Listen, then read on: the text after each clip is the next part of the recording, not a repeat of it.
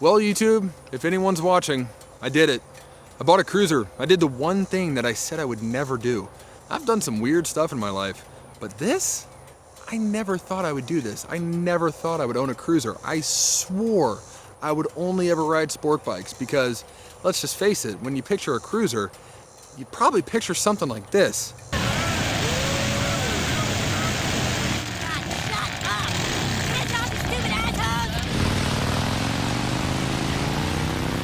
But I did. I bought a cruiser, I bought my 2009 Yamaha Raider, and if you care, I'm gonna tell you why.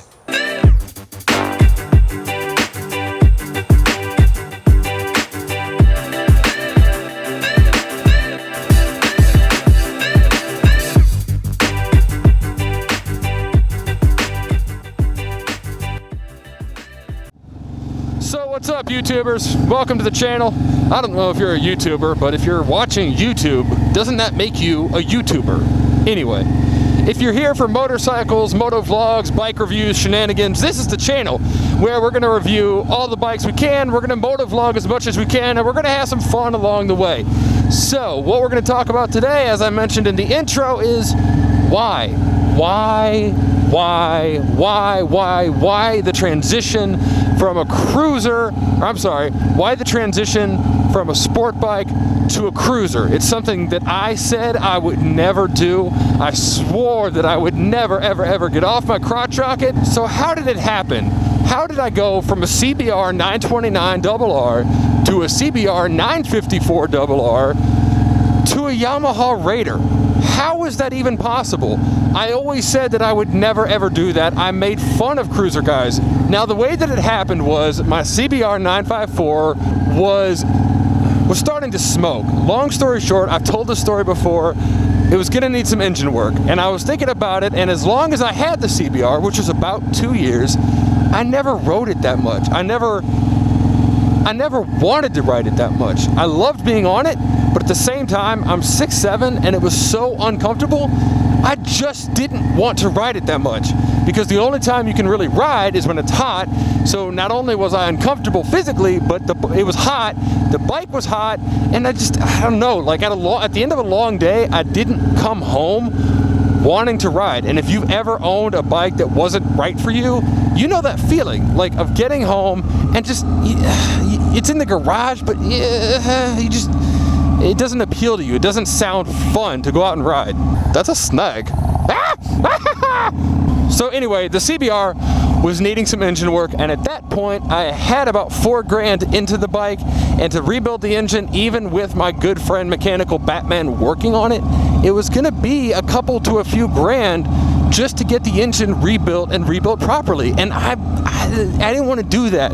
And maybe that was lazy, maybe that was cheap, but I was like, you know, if I'm gonna spend that much money, I wonder if I can get something out of the CBR, not screw anyone over, and get something different, get something that doesn't need that much work. And as luck would have it, I was able to do exactly that. It worked out really perfectly. The CBR was gone. Somebody took it that was going to be able to make use of it and part it out and sell the parts individually, which apparently for CBR 954s is the move. And so once the CBR 954 was gone, I started thinking to myself, I'm going to stay on a bike. I do love the act of riding, but I didn't have the bike that was right for me. And I rode a couple naked bikes. I actually rode a lot of stuff, but I rode a couple naked bikes because that's kind of a happy medium between like a cruiser and a street bike. So I rode the Duke, the Super Duke 1290R, I rode the Triumph Street Triple 675. I rode a bunch of them, and they were all great. They were all really, really good. But my final decision came back to when I had ridden my big brother's 2008 Victory Vegas, which has the 106 cubic inch V-twin. His happens to have a cam and some headwork and a dyno tune, so his is a little bit more than you're gonna get from a stock Victory. But still, upon riding his bike, I realized two really important things, and this is kind of the whole point of the whole video. Those two things are, one, you don't have to be uncomfortable to go fast. You can go fast and still enjoy how the bike rides, how the bike fits. You can still do those things. And second, there are cruisers out there that don't look like this. And you can say what you want about the Victory Vegas. You can say what you want about the Raider. I get it. It's not everyone's thing. Even for me, the low, wide, sexy look of the Raider, that doesn't appeal to everyone. I'm not disputing that. What I am saying is riding my big brother's Victory showed me that I didn't have to be in pain to ride. That even at 6'7", there were bikes out there that didn't look like this and didn't go, they weren't slow. They weren't like I could ride for 2 or 3, 4, 5 hours and still want more. And I'm sure I get it. There's going to be the people that are like, oh, well, I rode an R1 800 miles a day back and forth to work. I lived in New York and I worked in California and I drove my CBR 600 both ways twice a day, went home for lunch. You are an absolute and I get it. There's going to be those people out there, and maybe I am. Maybe it makes me a total that I just didn't want to do it. I just didn't want to suffer through my riding. So back to the story. Once the CBR was gone, I knew I needed to get something else. And so I talked to Mechanical Batman, and he said, what about a Raider? And I said, what's a Raider? And by the way, there's going to be a full review of this bike coming soon. But I said, what's a Raider? And he explained to me that it was Yamaha's Muscle Cruiser. Now, if you don't know what a Muscle Cruiser is, it's kind of this weird middle ground-ish thing between like a cruiser and a sport bike. Not that this is anything like a sport bike, I'm not saying that, but it is a comfort-oriented while still being heavily emphasized for performance type of bike. It's 113 cubic inch V-twin. I can't talk today. 1900 cc's. It came stock with 90 horsepower and 124 foot-pounds of torque. It's styled a little more aggressively. It doesn't have saddlebags or a big fairing. It's not weighed down with a lot of the extra stuff that your typical long-term, long-distance cruiser is. And for me, that was a huge selling point. It looked good. It looked muscular. So Mechanical Batman suggested the Raider. And I didn't know what it was. I had never heard of it. So I started looking around online and I was just learning more and more about it, and one popped up for sale. I found one. And this was like the first Raider I actually went and looked at. And so I went and looked at it and I was like, you know, it's sexy, it's big, it's loud, and this one is the Raven edition, so it's black on black on black. If you've ever seen the Yamaha R6 Raven, this is kind of the cruiser version of that. And I fell in love with it.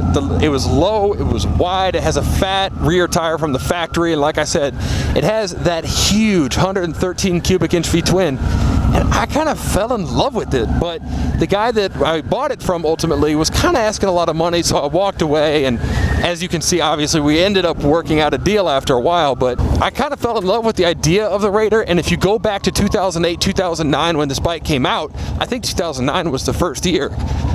They compared it a lot to the Harley Softail Slim, I believe, and there was a couple other bikes, the Yamaha or the Suzuki M109R, and maybe one other. It was basically, there was just a few bikes in that muscle bike category that year, and this one, if you go back and read the articles, actually won the majority of those comparisons. So that kind of solidified my decision, and I ended up buying it, and that's what it came down to at the end of the day. Like, I'm not trying to just drone on and on and on. What got me off the sport bike was realizing that I could enjoy riding more, and maybe it's different for everybody. In fact, I'm sure it is.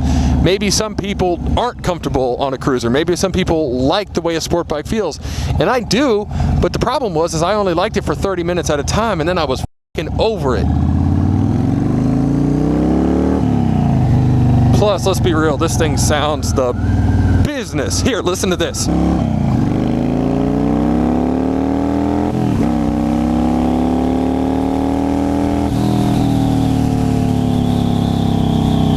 That was it. I mean, that's really all. And again, I hope I will own a sport bike another day and have that in my life. I'd love to have a track bike. I'm not saying I dislike sport bikes. I think they're the sexiest machines on earth. They are amazing and beautiful and terrifying, and I love them. They will always have a special place in my heart. But it's just right now, I'm a one bike type of dude, and I wanted something that I could commute on comfortably and then go out on a Saturday and like look forward to riding and go a couple hundred miles. And if I got lost, so what? Like, it didn't matter. So that's how I ended up on a cruiser. Everybody's different. My story is going to be different from the next guy, but it's just funny because I was so adamant that I would never, ever be one of those cruiser guys. Like,